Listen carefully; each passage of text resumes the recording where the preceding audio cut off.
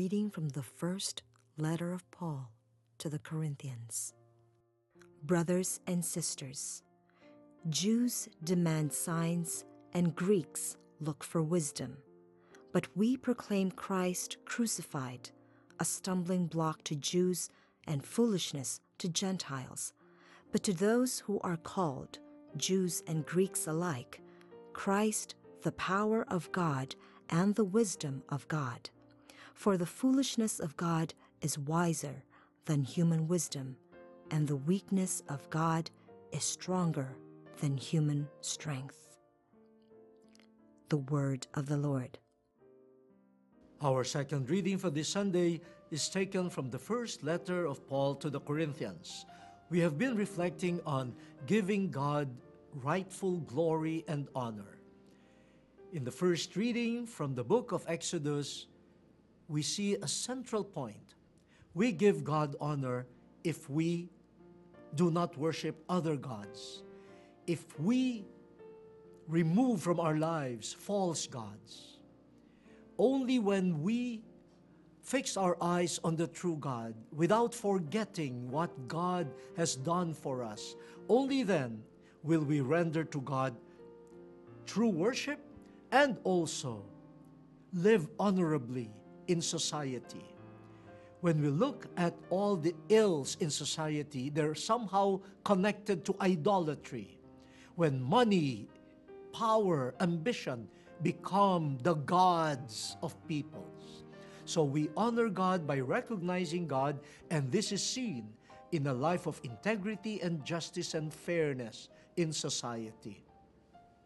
In the second reading, St. Paul presents to us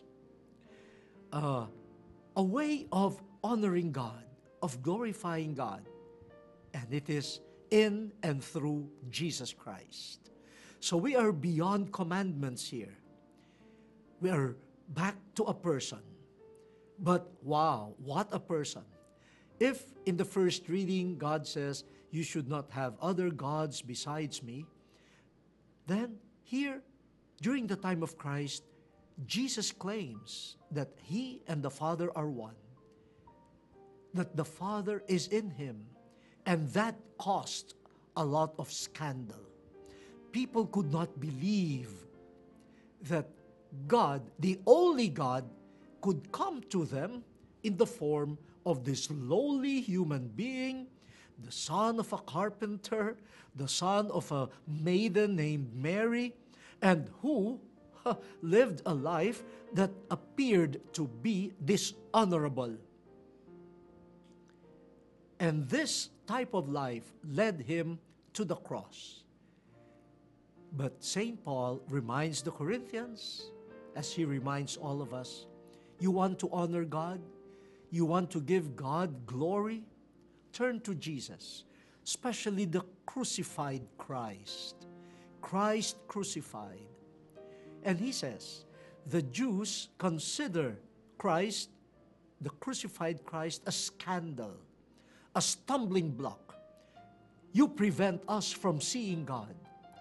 But for us, this scandalous person possesses the power of God.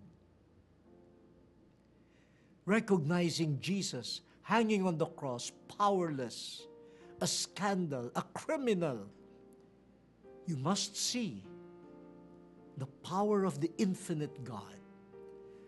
The Greeks, the Gentiles, look at Jesus and find Him, wow, foolish. The whole Christ event was foolishness.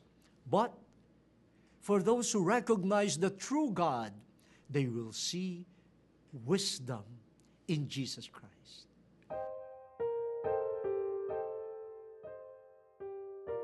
We are back to that theme. How do we give God true honor? Recognize Him, the only true God. But let us also be ready to embrace, to accept His rather surprising manifestation, His rather surprising revelation of His true nature in Jesus Christ. A scandal to all, but to believers, the power of God. Foolishness to some, but for the believers, the wisdom of God. Recognizing Jesus in his power and wisdom on the cross is to give God glory and honor.